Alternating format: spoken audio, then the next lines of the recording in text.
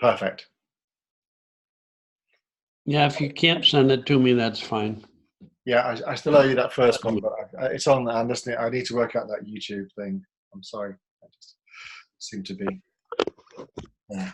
So congratulations, grandfather, for the how many times now? How many? Yeah. My daughter has a son and a daughter, and now my son has a son and a daughter.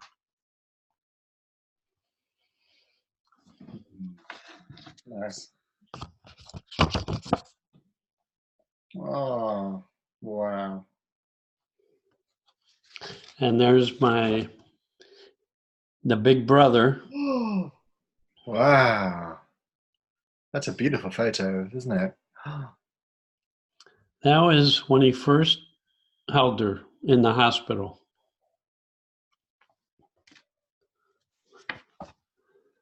Yeah, baby. Yeah, baby. Oh my golly. Yeah. Adorable. I mean, we were very, very fortunate. We basically were at their house for a few weeks, so 2 of the weeks with little baby Bailey.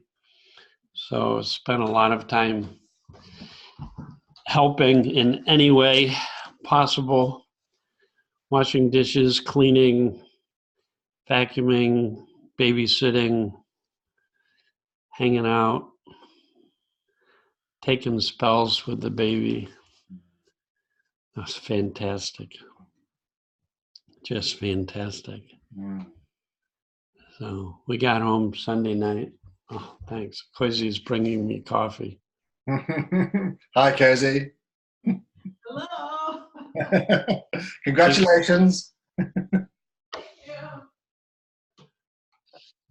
She's very busy right now. She's an artist and she's getting ready for twice a year. There's a huge art show with 35 people and she sets it up and also does all the food for the grand opening day.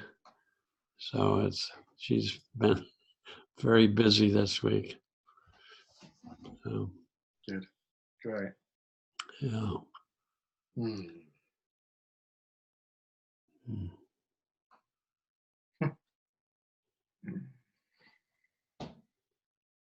Mm.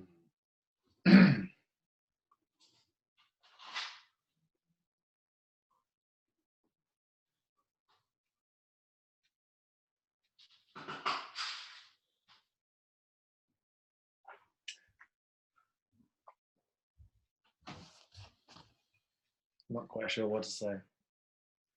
Yeah. Something so beautiful about a new life, isn't there? Just new presence, just the pureness of it. I just seen that photo there and it reminded me of Nora, who's only 5, so she's still in that freshness, but it's that something. Yeah, just that presence of everything is there. It's all there, isn't it? It's all there. I have gained so much from holding babies for a long time and just observing them experience life directly, have all kinds of expressions and emotions flow through with absolutely no thinking about it. And it's understandable to me why sometimes the Tibetan Buddhists call our natural state of mind newborn consciousness. Mm. And to think you use the word pure, Sid used the word pure all the time to point toward that as our essential nature. That it's always here, obscured by our identification with concepts. But this is why he says if you want to experience life in the most direct form where you experience a sense of unity as opposed to separateness and difference and better and worse and all of that, that we have to go beyond all concepts and touch that space of pure thought, pure consciousness, pure mind, pure presence, same thing. Pure meaning uncontaminated or distorted or limited by ideas, concepts, or beliefs. But when, to me, there you go. There she is. Nara in action. To me, Sid, first he realized how the mind works, inside out. The power of thought is what creates our psychological experience. That's how it works. The world only works inside out, from the creative power into form. He says, then I discovered a greater secret, even greater than how life is created, a greater secret than how life is created. That's what he called the very nature of life, the very nature of the principles, the very nature of who we are, our essence. And he said, I discovered that we can step beyond time, space, and matter. Now I realize he means concepts of time, space, and matter, which is unbelievable. We can step beyond concepts of ourself as ideas. We can step beyond all beliefs. We can step beyond all concepts. This is what he realized in the enlightenment experience, is that this true nature is always here in every moment. And that we can metaphorically disengage from our intellect and experience this same dimension that babies are experiencing, the same dimension as the eternal backdrop of life, is an energy field that is full of potential, full of awareness, full of possibilities. It's another way of talking about the three principles. Mind, consciousness, thought are awareness, potential, creative possibilities. So he says you want to, at some point, explore not just how the mind works, but the very nature of the mind. And in order to do that, and then half of his instruction at least is pointing instructions to help us experience directly again that original mind, that pure mind. So he'd say you're looking for pure thought, pure consciousness, mind, pure thought, consciousness, mind. The experience of that is love, because it's the experience of being a unified whole. There's only this energy. And when we fall out of concept, we can experience wholeness. And that feeling is one that connects us to life, allows us to understand the nature of life, to see the nature of life in others. I think that's really cool. I mean, so I've been teased for talking so much about my grandkids because I recognize in them, as you do in your daughter, this purity. And Sid would say, okay, so look for simplicity, look for silence, look for space, look for a feeling. Those are ways that he repeated over and over and over and over again to try and help us connect with the place we are always whole, always unified with all of life. And that can't be understood by the intellect, because the intellect only accumulates ideas and concepts. So the intellect can't help us experience newborn consciousness, because what lies before or beyond the development of a conceptual framework. And that ego is just identifying who I am is my conceptual framework. It's who I am is the form that my essence takes. So going beyond ego, it includes form, but it also includes the formless. So it's a whole, form and formless together. That's the true self. And the essence of the true self is formless. But the true self is both the form and formless. It's a whole. And it's no different than saying you've got the ocean, you've got current, you've got the ocean, you've got currents in the ocean, you've got waves on the ocean. Right? It's no different than saying our essence is water, which is whole. Our form, or the form the waves take, we are the waves too. We are the movement of life that generates and creates waves. And we are the water. And there's the Trinity, the 3 in 1. No, it's only one principle, really. But when we talk about human beings, we can say, well, in essence, human beings are creative, aware, full of potential, possibility. That's our very, very essence.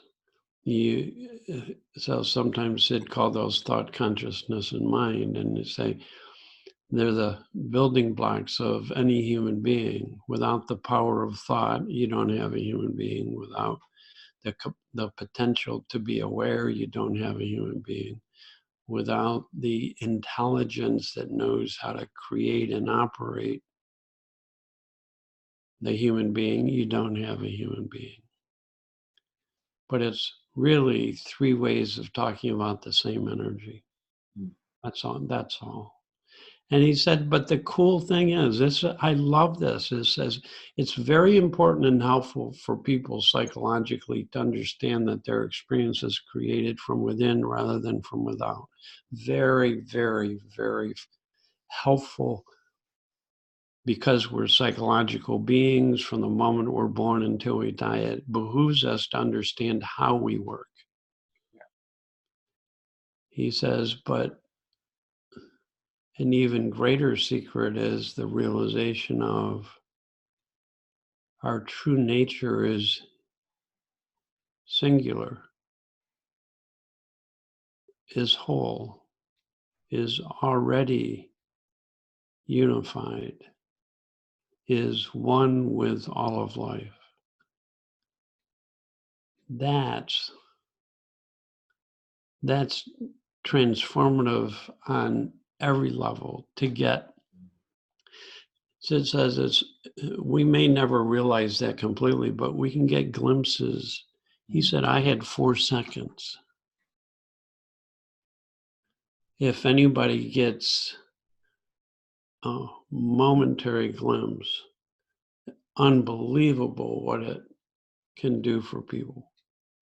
So with the people that he had been teaching for a long time, he says, all of you have had little glimpses. You've sniffed the fumes of truth. You've had moments of realization that have helped you see the truth of what I'm pointing toward. And look at what it's done for you. Look at how your lives have changed. Look at how it's helped you be able to have more ease and grace in your life and in your relationships. Be grateful for what wisdom has revealed to you. Right?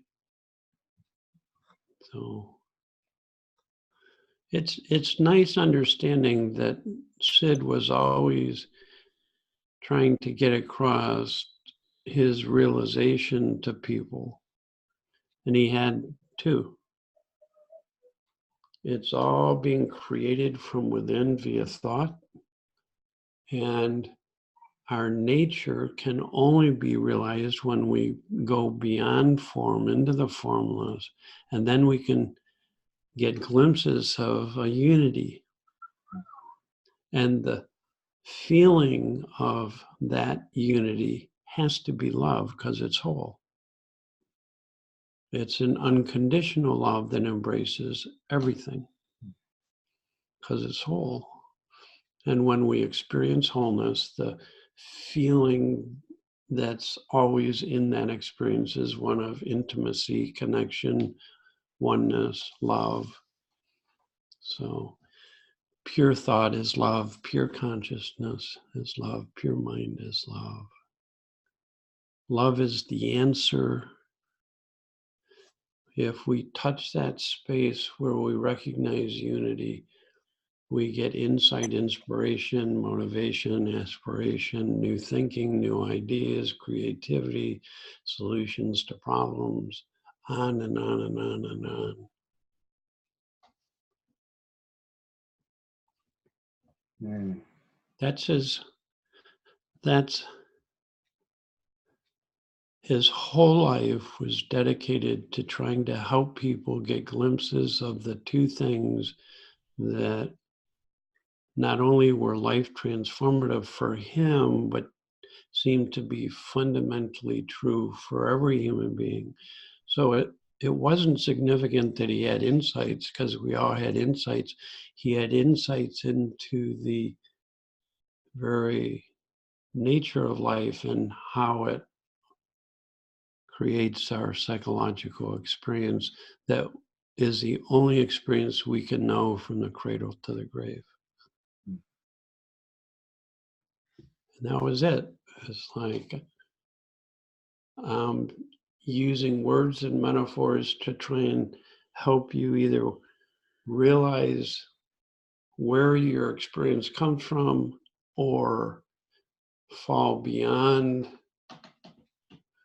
all concepts. He said, don't listen to my words. Don't listen to the words. Go beyond the words. Go beyond just. And he knew we can do that because it's not something we do, it's something we are.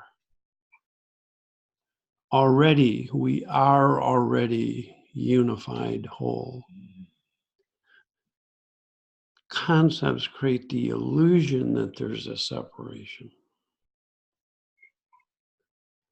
So there's two worlds. There's the world of concepts and form and separation and difference. And he said, paradoxically, that's real too. Mm. And then there's this other world where that's not true. And both are true simultaneously, and that's the paradox of human beings. We're separate individual bodies and beings, and there is no separation, and both are true. And both are true.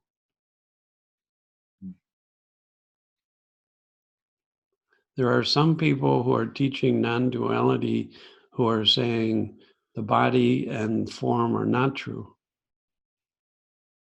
And that's a misunderstanding of my study of some of the greatest non-dual teachers have never said that. They're saying the body is an illusion. we are everything, and the body is real because it's part of everything. In other words, they say you can only speak about truth as paradox. And it's only when you see the and we're separate physical beings and we're not. And both are true. And if you sense that simultaneously, you are a human being, a person, and you're a unified field of energy. And you can, any of us can realize or intuit the truth of that. So it allows us to be humble and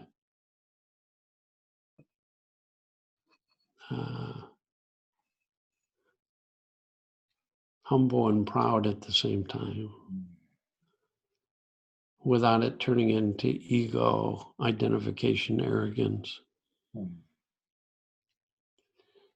It allows us to say things like, we are the thinker and have control over our experience. If the thinker you're pointing toward is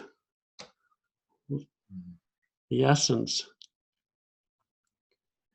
So some people say, I am the thinker, and it's an ego statement, and other people say, I am the thinker, and it's essence. It's true. Slightly different meaning. It's very different. So when Sid says you're the thinker, he meant that from his realization of who the true thinker really is. So it's not a statement of ego or arrogance.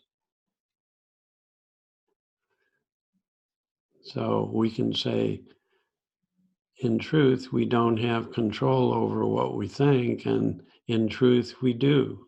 We are the thinker. And both are true. It's like that's what allowed Sid to talk about free will. And people say, well, there is no self, so there is no free will. And Sid would say, yes, that's true. And there is a self that has free will. You can choose. And our intellect will never be able to wrap their mind around it. But look it.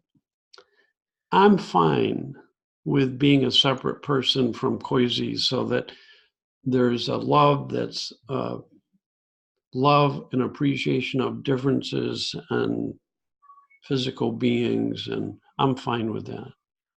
And there are definite times when I see her true self and it's not the physical form.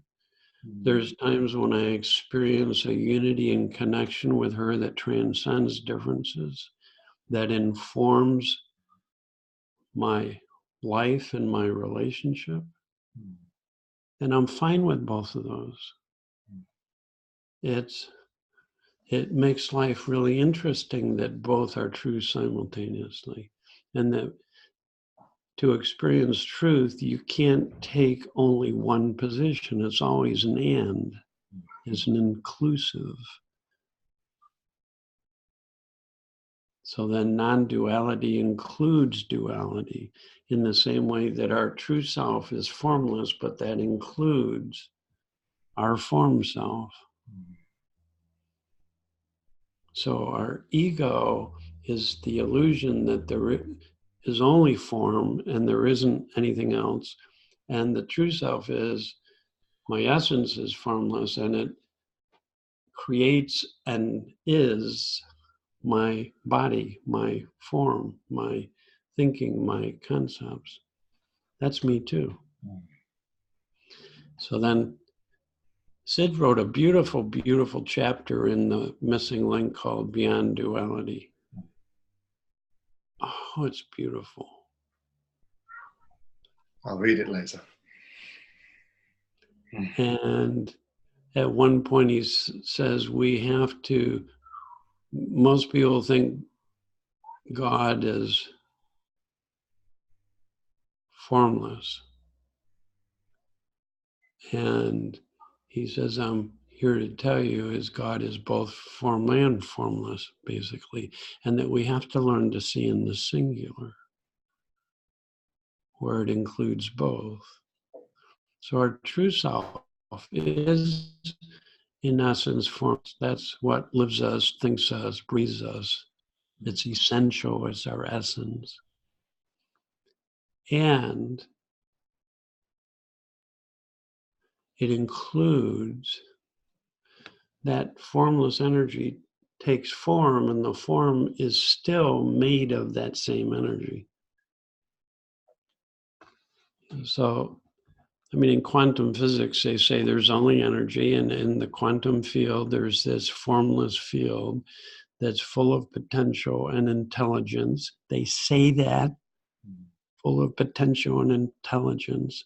And then out of that nothingness, things take form, and form is a temporary condensation of that energy.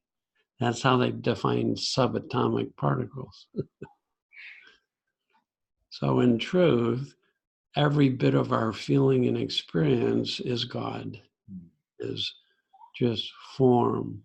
When that's realized, we don't judge our experience as good and bad, right and wrong. It's all good in that sense. In other words, we begin to be more understanding and less judgmental. So, just, it's helpful to see Sid was always pointing toward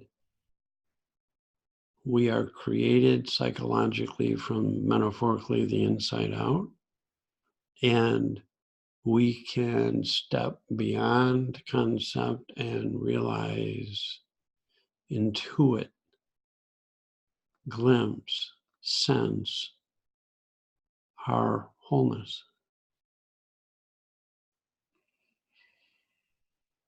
Once I realized every word he spoke was helping people to wake up to the insights into the universal nature of human beings.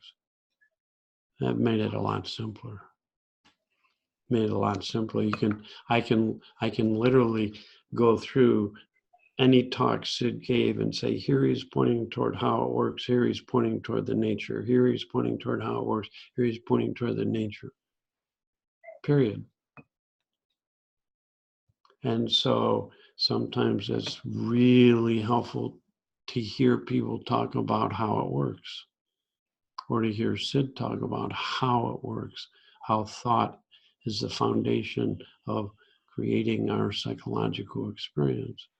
And that everything we experience from the cradle to the grave is thought. It's all thought. So he would say it's all thought. It's all thought. There's nothing that's not thought. Right? And then other times it's helpful to just stop listening to the words, stop reading, stop studying, stop trying to learn, and to experience just letting go of everything, free will, letting go of everything that we think, and just being, and just resting in presence, resting in the silence that's beyond the noise of our ideas and thoughts, resting in that space, resting in that feeling. 3 ways of pointing toward the same thing. A silent feeling space of awareness. Presence. Just this. This, free of story, free of concepts, free of judgments, free of shoulds, free of time. That's where we are renewed in spirit. That's our true innate well-being that's a thought away, that we're a thought away from just closing the laptop and resting in pure consciousness, resting in presence,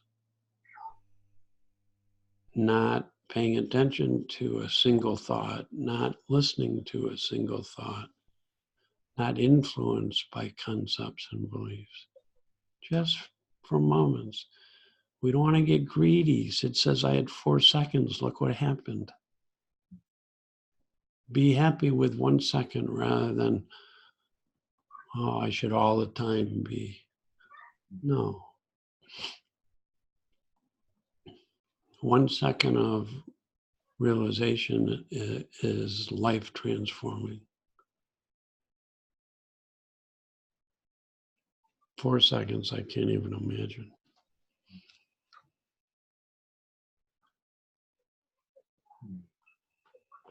That's why I said like to talk about levels of consciousness, is that 1 second takes you to a certain level of love and understanding. 4 seconds takes you to a different level. And it's not judgmental. It's just that's part of the recognition of that differences are real. And then you can make a case there are no differences. And that's true too. So they're both true, but it's helpful to be able to see from all perspectives. Otherwise, you get too wedded to one perspective. So it has to be an and rather than a either or. It has to be a both to be inclusive of everything. Otherwise, it creates a new duality, a new exclusivity.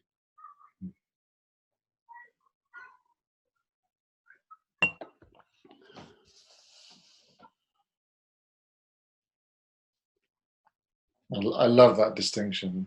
I really, in terms of the two things you and Sid are pointing at, you know, the nature, the nature of things, and then how we experience that moment by moment through the mechanism of thought, or however that. Yeah, that really lands. That's like, there's something just that nature of things. There's power and love in that, and yeah, something. yeah. There's power and love and wisdom in that. And seeing that, and yeah.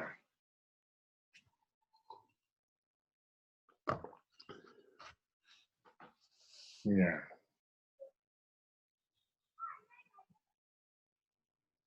It's an embodied spirituality rather than a disembodied spirituality. It honors and includes the world, the form, and the physical, rather than says enlightenment is transcending the world of form. That's the old notion of enlightenment. In Hinduism, they use the chakra system to talk about levels of consciousness. And they say the goal of life is to climb this, move up this ladder of consciousness. And that the highest level was the 7th level, which is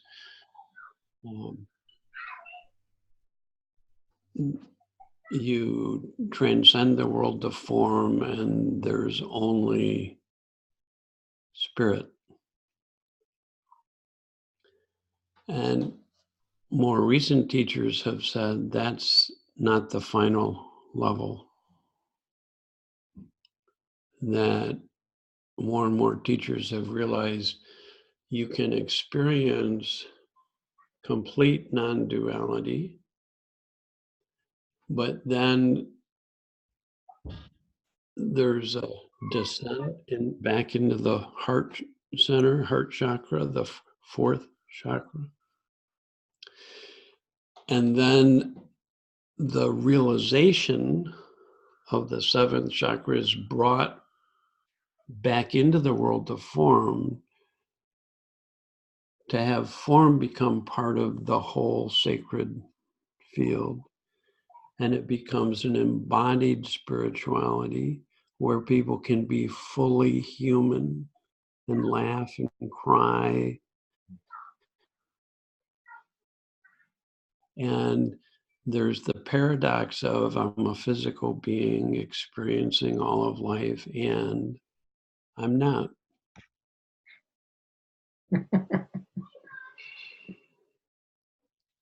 It's an embodied spirituality, and it's a different way of understanding enlightenment.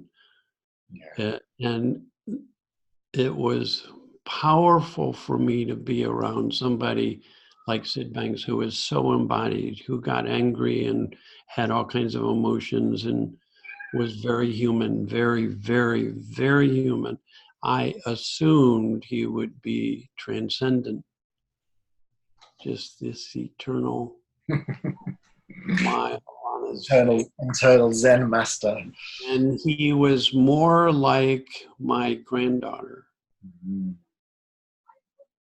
than he was my idea of a transcendent master. He was more like a baby than any human being I've met. He had the same look in his eyes that my newborn granddaughter has, that same sort of gaze that's just wide open and not concentrated on form,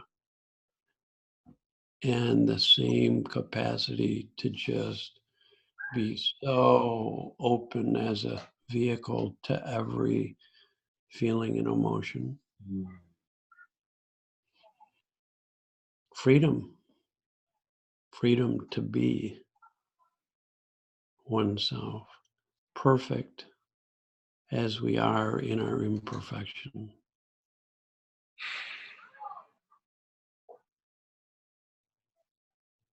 Both being true simultaneously.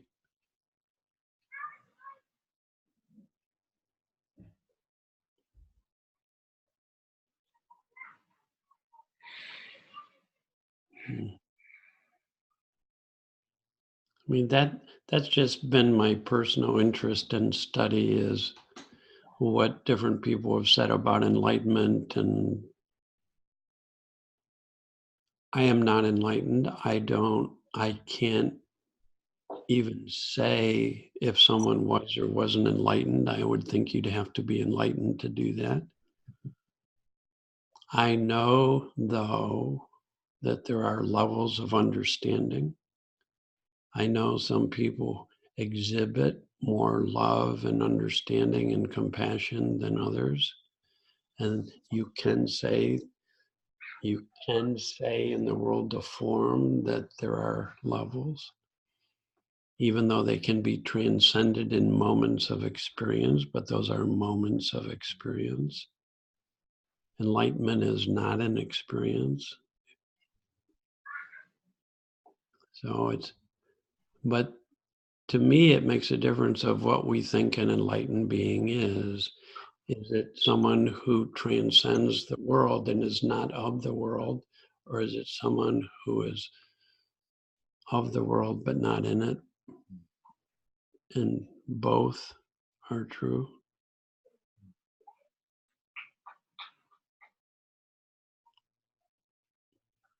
Both are true. The complete human being who is human, more human than they have become human. They haven't just transcended their humanity. If you have transcendence of humanity, then the body doesn't mean anything. And then it's easy then for there to be abuses toward bodies and women, and because it doesn't matter, it's an illusion. Yeah, and there's enough of that in spiritual gurus, isn't there? Well, there is. There's the notion of that transcendence is the goal. Transcendence is a stage that can be helpful in people's development, but it's not the end, if you will. So I've always gravitated toward teachers and teachings that are embodied spirituality, that honor and respect the physical form, as well as see the illusion of it and can experience the unity, but that's an experience of unity that comes and goes.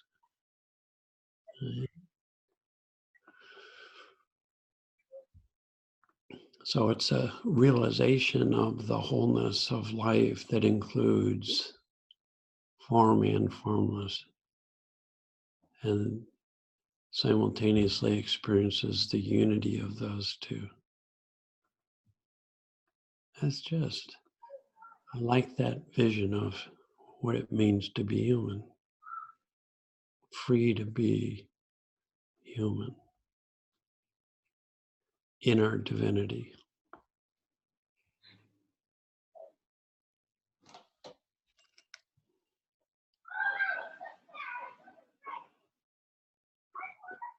So it's not just waking up people to their divine nature, it's waking up to their people's divinely human nature. Mm. Mm.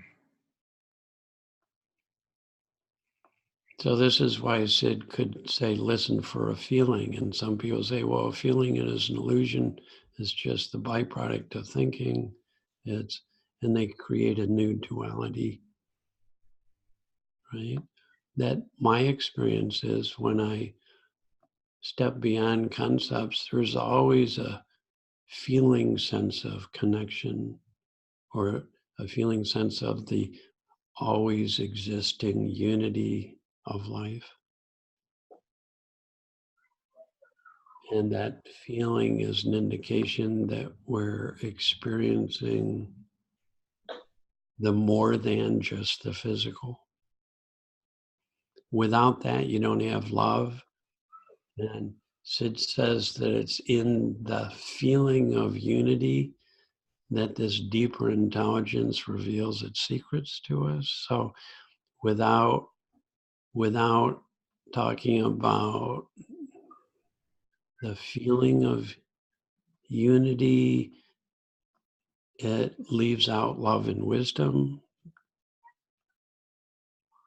I know when that happens for me, I become very sort of dry and almost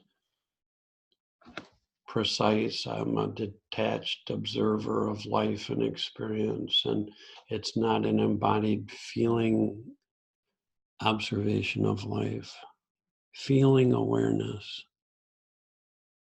They can't be separated. True awareness is a feeling. True feeling is awareness. And it's not personal, or it's inclusive of personal, but it is more than just personal. So when Sid talked about positive feeling, he was not talking about conditioned positive versus negative feeling. He's saying when you go beyond concepts, there's always a feeling. And the nature of it is pleasurable. And the experience of that feeling often takes the form of being at peace, being happy, being connected in a loving way, caring. He said, but in truth, you can't put a name on it because you're beyond concepts. In order to put a name on it, you come back into concepts and you say, well, it's a peace that passes understanding. It's a impersonal joy. It's a transcendent, unconditional love. Right? But it doesn't leave the human out of the equation. It doesn't leave the feeling out of the equation. Doesn't dismiss it, saying, well,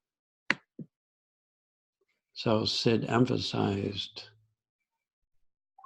pure thought is transcendent of personal thought and includes personal thought. Pure consciousness is awareness free of the limitation of our personal mind, of our conceptual thinking. That's newborn consciousness. Pure mind is the feeling of unity, the experience, the recognition, the glimpse of what's ultimately true, and it's a feeling. So he never stopped talking about the feeling. Never stopped talking. He was pointing toward the silence of no thought, the pure awareness, and the feeling of oneness as three ways of talking about an experience that always includes all three of those. You can't have one without the other. If you have any of those and one of those is missing, then we are wedded to some concept, even a very beautiful spiritual concept, or concepts of oneness, or concepts of truth, or concepts of love, and that then limits our experience of truth. That then is no longer truth. It's a concept that limits truth. One time it says, tell me what you believe to be true, and I guarantee you it isn't. And he says, I don't even care what your belief is. Belief it's a condensation of the whole into an idea that can be communicated. So that's why I said over and again, don't listen to my words. Right?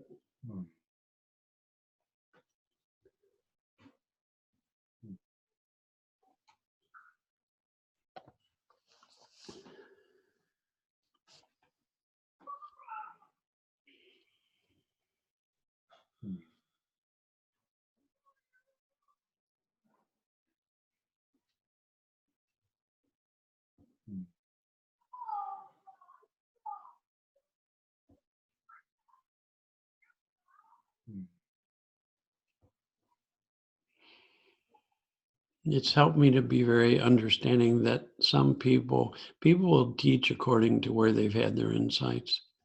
If people have insights into how the mind works, that's what they're going to teach. So there are a lot of teachers who primarily teach about the importance and power of the principle of thought. And that's understandable. There's other people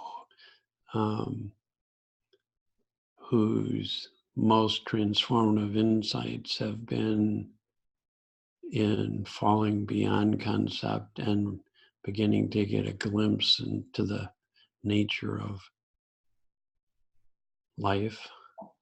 So that's what they like to talk about.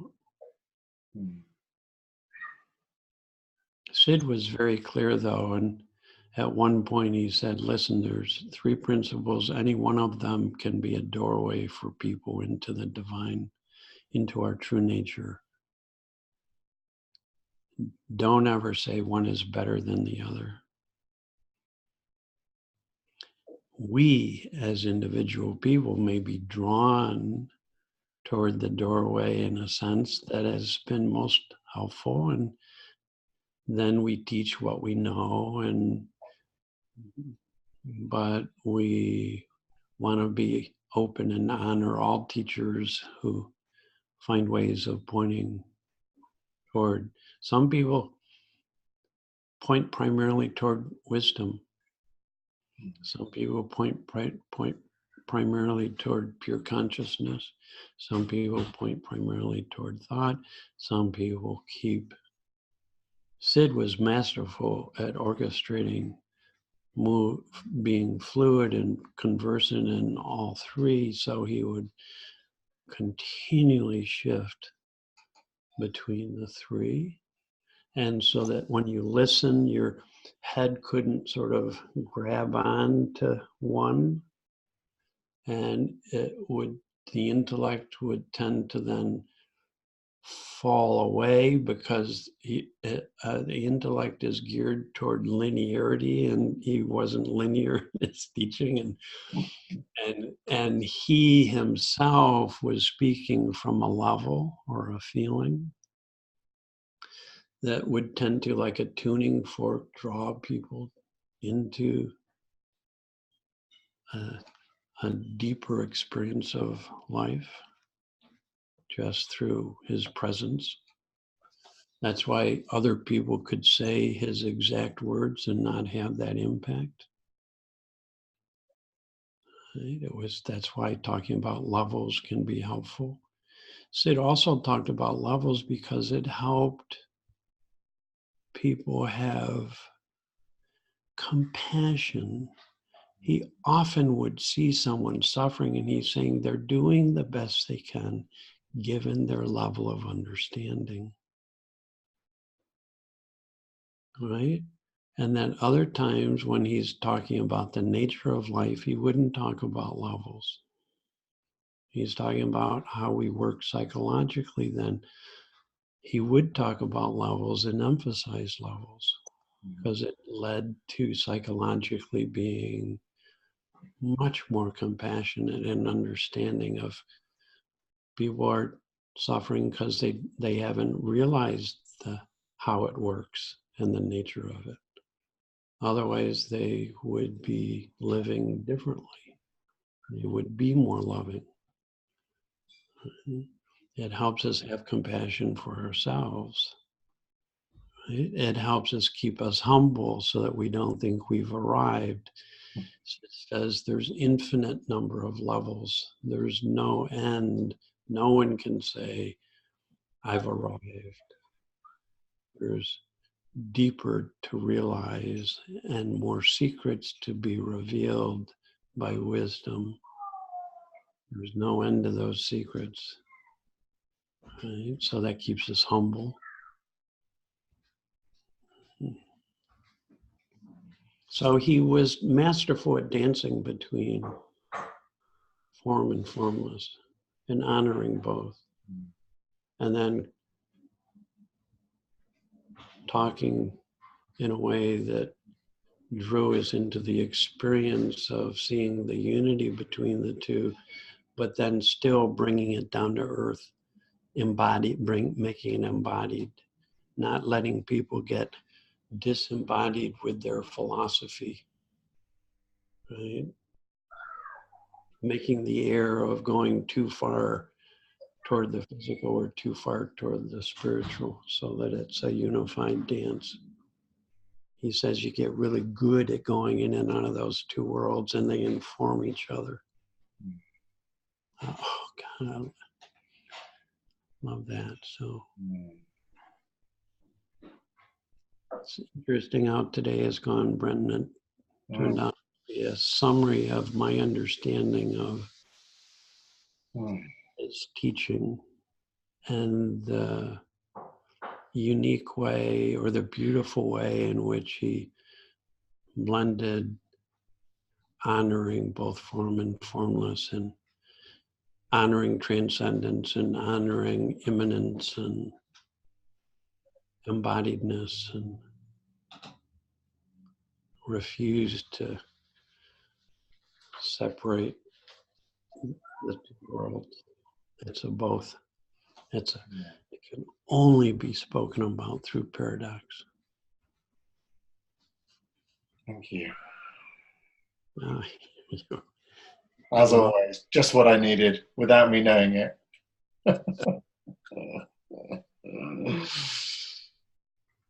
All right. Thank you, Dickon. You're welcome. You're welcome.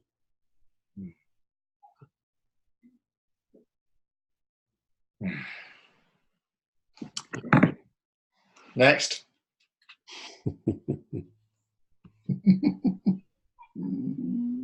You stop the recording here and then we can